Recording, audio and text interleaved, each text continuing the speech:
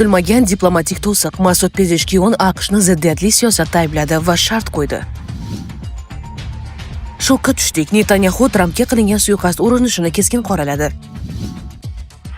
Kutilmagan burilish. AQSh sun'iy yo'ldosh suratlarini yopishga urinmoqda. Eron zarbalari haqiqiy ko'lami yashirilmoqda. Katta signal berildi. Benyamin Netanyahu sog'lig'i haqida yashirilgan ma'lumotni ochiqladi. Ozarbayjon Ukraina bilan birga qurol ishlab chiqarmoqchi. Eronliklar gaplashishni istasa oldimizga kelishi yoki qo'ng'iroq qilishi mumkin. Tramp. BBC logotipi bilan Zelenskiyga oid soxta video tarqatildi. Sedanachi kompaniyasidan erkaklar uchun maxsus mahsulot. Prostamix erkaklar salomatligi uchun tabiiy yechim. Agar sizni prostata shamollashi, ichki diskomfort yoki turli noqulayliklar bezovta qilsa, unda Prostamix aynan siz uchun. Prostamix prostata faoliyatini qo'llab-quvvatlaydi va jinsiy zaiflik kabi muammolardan butunlay qutulishga yordam beradi. Eng muhimi, natijasini birinchi haftadayoq sezasiz. Batafsil ma'lumot olish uchun 55lik kodi bilan 503 2200 raqamlariga sim qoqing. Kutilmagan diplomatik to'siq. Mas'ud Pezeshkian AQShni ziddiyatli siyosatda aybladi va shart qo'ydi. Eron prezidenti Mas'ud Pezeshkian Eron va AQSh o'rtasidagi muzokaralarni qayta tiklash uchun muhim shartni aytdi. U Pokiston prezidenti bilan suhbat chog'ida Vashingtonning harakatlarida ziddiyat borligini ta'kidlagan. Pezeshkianning fikricha, AQSh bir tomondan Eronga bosim o'tkazishda davom etmoqda, boshqa tomondan esa diplomatik muzokaralarga tayyor ekanini bildirmoqda. Uning aytishicha, AQShning dushmanona choralarni davom ettirishi, jumladan dengiz blokadasi, siyosiy yo'l bilan kelishuvga erishish haqidagi bayonotlarga zid keladi. Shu sababli bunday sharoitda mojaroni hal qilish qiyinlashadi.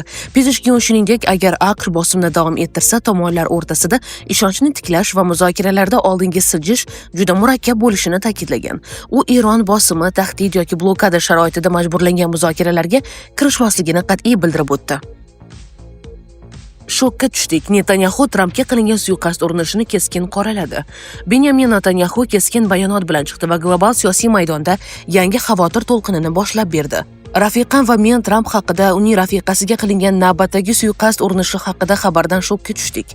Zo'ravonlikka o'rin yo'q, na siyosiy yetakchilarga qarshi va na boshqa hech kimga nisbatan, deydi u. Donald Trampga qarshi tahdidlar tobora jiddiylashib borayotgan bir vaqtda. Bu bayonot oddiy diplomatik reaksiya emas, u global siyosiy elitaga qarshi kuch ishlatish ehtimoli ortib borayotganini ochiq ko'rsatmoqda. Ammo ayni damda vaziyat faqat siyosiy tahdidlar bilan cheklanmayapti. AQShning strategik zarba kuchlaridan biri hisoblangan B-52 bombardimonchi samolyotlari joylashgan RAF Fairford bazasida kuchli yong'in yuz berdi. Angliyaning Gloucestershire grafligida sodir bo'lgan bu hodisa oddiy texnik nosozlik sifatida talqin qilinmayapti. Voqea joyiga o't o'chirish bo'linmalari jalb etilgan. Binolardan birining tomi qulab tushgan. Dastlabki ma'lumotlarga ko'ra, jabrlanganlar yo'q, biroq bazadagi AQSh harbiy aktivlariga zarar yetgan. Zarar miqdori hozircha aniq emas. Eng xavotirli jihati shundaki, aynan shu baza orqali Eronga qarshi operatsiyalarda foydalanilayotgan strategik aviatsiya joylashtirilgan edi. Bu esa hodisaning tasodif emasligi haqidagi shubhalarni kuchaytirmoqda. Shu bilan birga front chizig'ida ham vaziyat keskinlashmoqda. Hizbulloh kuchlari zamonaviy urushning eng xavfli elementlaridan birini namoyish etdi. FPV dron orqali zarba. Ma'lum qilinishicha, dron yarador askarlarni vertolyotga yuklayotgan paytda Isroil qo'shinlariga zarba bergan. Bu hujum nafaqat taktika, balki psixologik ustunlikni ham ko'zlaydi. Aynan eng zaif va himoyasiz lahzada berilgan zarba urush qoidalarining tobora yo'qolib borayotganini anglatadi. Ammo urushning boshqa yuzlari ham bor. U yerda texnologiya hayotni saqlab qolishga urinmoqda. O'qlar ostida qolgan 77 yoshli ukrainalik onaxonning taqdiri bunga misol. Ukraina hududida urushdan qochayotgan bu ayol dron orqali payqab qolingan va uni qutqarish uchun yer usti robotlashtirilgan qurilma yuborilgan. Eng ta'sirli jihati, uni qo'rqitib yubormaslik uchun robot ustiga yopinqich yopilgan va unga "Momo, ustiga chiqing" deb xabar yozilgan. Bu sahna zamonaviy urushning paradoksi. Bir tomonda dronlar o'ldiradi, boshqa tomonda esa aynan shu texnologiya inson hayotini saqlab qoladi. Yaqin Sharqda esa vaziyat yanada sirli tus olmoqda. Ahmad Ashara tashrifi davomida Birlashgan Arab Amirliklarining F-16 Desert Falcon qiruvchi samolyotlari uning samolyotiga hamrohlik qilgan. Ammo bu oddiy eskort emas edi. Samolyotlardagi barcha milliy belgilar ustidan bo'yoq berib o'chirilgan. Bu esa mutlaqo noodatiy holat. Odatda Birlashgan Arab Amirliklari qiruvchi samolyotlarida bayroqlar va seriya raqamlari aniq ko'rinib turadi. Belgilar ehtimol inkor etish imkoniyatini saqlab qolish maqsadida olib tashlangan bo'lishi mumkin. Chunki xuddi shunday belgisiz samolyotlar yaqinda Erondagi harbiy mojarolarda qo'llanilgani xabar qilingan edi. Kutilmagan burilish. AQSh sun'iy yo'ldosh suratlarini yopishga urinmoqda. Eron zarbalari haqiqiy ko'lami yashirilmoqda. Eron Amerikaning Yaqin Sharqdagi harbiy obyektlariga rasman tan olinganidan ko'ra kattaroq zarar yetkazgan. Ularni tiklash uchun milliardlab dollar talab etiladi. Bu haqda NBC News telekanali o'z manbalariga tayanib xabar berdi. Ta'kidlanishicha, 28 fevral kuni IQSP va Isroil harbiy amaliyotni boshlagandan so'ng Tehron bunga zudlik bilan javob qaytarib, mintaqadagi Qo'shma Shtatlarga qarashli o'nlab nishonlarga, jumladan aviatsiya angarlari, omborxonalar, uchish-qo'nish yo'laklari, sun'iy yo'ldosh aloqa infratuzilmasi, radiolokatsiya tizimlari va samolyotlarga zarbalar bergan. Natijada Amerika harbiy bazalari jiddiy shikastlangan. Yetkazilgan zarar esa ommaga e'lon qilinganidan ancha kattaroq bo'lib chiqqan. NBC News ma'lumotlariga ko'ra, Amerika ma'muriyati xususiy sun'iy yo'ldosh kompaniyalaridan o'z bazalarining suratlariga kirishni yopishni so'ragan. Bu esa zarar miqdorini baholashni qiyinlashtirmoqda. Qayd etilishicha, Pentagonning Yaqin Sharqdagi harbiy obyektlarning real holati haqida ma'lumot berishni istamayotgani, jumladan Respublikachilar partiyasidan bo'lgan bir qator qonunchilarning ham noroziligiga sabab bo'lmoqda. Biz bir necha haftadan buyon bu borada savollar berib kelyapmiz, biroq Pentagon rekord darajadagi budjet so'rayotganiga qaramay, batafsil ma'lumot ololmayapmiz, deydi AQSh Kongressi a'zolaridan birining yordamchisi. Avvalroq AQSh Eronga qarshi urushda kuniga qariyb $1 milliard sarflayotgani xabar qilingandi. Katta signal berildi. Benyamin Netanyahu sog'lig'i haqida yashirilgan ma'lumotni ochiqladi. Isroil bosh vaziri Benyamin Netanyahuning idorasi uning salomatligi holati to'g'risidagi yillik hisobotni e'lon qildi. Unda aytilishicha, tekshiruvlardan birida uning prostata bezida kichik xavfli o'sma aniqlangan va u ilk bosqichdayoq bartaraf etilgan. Netanyahu ushbu hisobotga izoh berar ekan, Eron bilan harbiy qarama-qarshilik avj pallasiga chiqqan paytda oshkor bo'lmasligi uchun uning e'lon qilinishini 2 oyga kechiktirishni so'raganini ta'kidlagan. U 2024-yil oxirida prostata bezining xavfsiz kattalashuvini davolash uchun jarrohlik amaliyotini o'tkazganini va shundan so'ng doimiy shifokorlar nazoratida bo'lganini bildirgan. So'nggi tekshiruv vaqtida prostata bezida hajmi 1 sm-dan kichikroq bo'lgan mayda dog' topildi. Tekshiruv buning hech qanday tarqalish yoki metastaslarsiz xavfli o'smaning juda erta bosqichi ekanini ko'rsatdi, deb yozdi u X ijtimoiy tarmog'ida. Netanyahuning so'zlariga ko'ra, shifokorlar bu uning yoshi uchun normal holat ekanini va uning oldida ikkita yo'l borligini aytgan. Kuzatuvda qolish yoki darhol davolanib muammoni bartaraf etish. Meni yaxshi bilasiz, ehtimoliy xavf haqida menga o'z vaqtida xabar berishsa, men uni zudlik bilan bartaraf etishni istayman. Bu ham milliy, ham shaxsiy darajada shunday. Men aynan shunday yo'l tutdim. Men muammoni izsiz yo'q qilgan maqsadli davolanish kursini oldim. Bir nechta qisqa muolajalarga qatnab, kitob o'qidim va ishimni davom ettirdim. Dog' butunlay yo'qoldi, deydi Isroil bosh vaziri.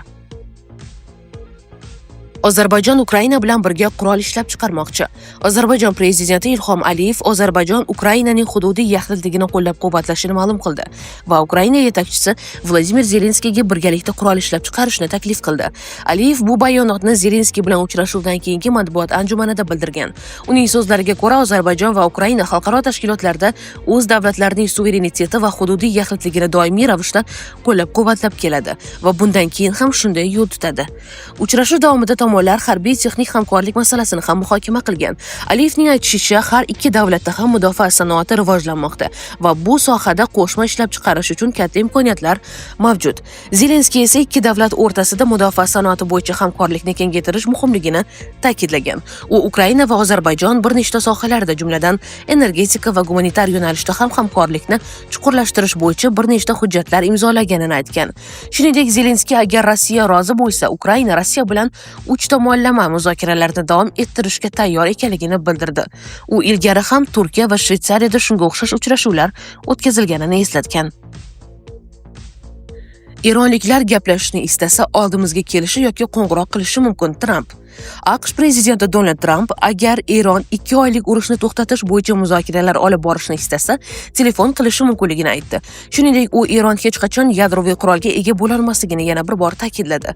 Agar ular gaplashishni istasa, oldimizga kelishlari yoki qo'ng'iroq qilishlari mumkin. Bilasizmi, telefon bor. Bizda yaxshi xavfsiz aloqa liniyalari mavjud, deydi Tramp 26-aprel kuni Fox News'ga bergan intervyusida.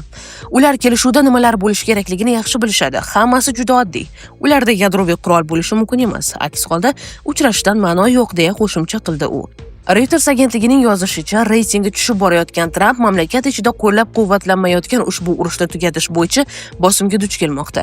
Eron rahbarlari esa strategik muhim Hormuz bo'g'ozida kemalar harakatini to'xtatish qobiliyati orqali muzokaralarda ustunlik topishga harakat qilmoqda. Axios nashri yakshanba kuni ismini oshkor etmagan ikki manbaga tayanib xabar berishicha, Eron pokistonlik vositachilar orqali AQShga Hormuz bo'g'ozini qayta ochish va urushni tugatish bo'yicha yangi taklif yuborganini yozdi. Unda Eron yadroviy muzokaralarni keyingi bosqichga qoldirishni taklif qilgan. AQSh davlat departamenti va Oq uy ushbu xabar bo'yicha izoh bermadi. BBC logotipi bilan Zelenskiyga oid soxta video tarqatildi. 24-aprel juma kuni France 24 va Euronews ushbu material bo'yicha o'z tekshiruvlarini e'lon qildi. Ularning ma'lumotlariga ko'ra, yolg'on xabarni tarqatgan akkauntlar Zelenskiy kartinani mafiyadan olganini da'vo qilgan. Bir necha soat ichida rolik faqat X ijtimoiy tarmog'idagi bitta profilda 400 ming martadan ortiq ko'rilgan. Aslida esa Zelenskiyning devorida ukrainalik rassom Andrey Chebotaruning asarlari osilgan. France 24 xabariga ko'ra, mashhur ommaviy axborot vositalari mahsuloti sifatida ko'rsatilgan soxta materiallarni tarqatish Rossiya bilan bog'lanadigan Shtorm 15-16 dezinformatsiya tarmog'ining klassik usullaridan biri hisoblanadi. Bu haqda mazkur tarmoqni kuzatib boruvchi Gnida Project France 24 ga ma'lum qilingan. Unga ko'ra, so'nggi 3 yil davomida faoliyat yuritib kelayotgan ushbu tarmoq Fransiya va G'arb davlatlariga qarshi qaratilgan ko'plab dezinformatsiya operatsiyalari ortida turgani taxmin qilinadi. Bu haqda bir nechta hisobotlarda, jumladan xorijiy aralashuvga qarshi kurashish bilan shug'ullanuvchi Fransiya davlat organi Vigin hisobotida qayd etilgan. Bundan tashqari, Shtorm 15-16 tarmog'i AQSh Moliya vazirligi tomonidan va Rossiya va Moskvadagi geosiyosiy ekspertiza markazi bilan ochiqchasiga bog'langan. Euronews esa mazkur publikatsiyani Kremlga yaqin dezinformatsiya tarmog'i Matryoshka bilan bog'lagan. Sizga yetkazmoqchi bo'lganlarimiz hozircha mana shulardan iborat edi. Dunyo yangiliklaridan uzoqlashmang. Salomat bo'ling.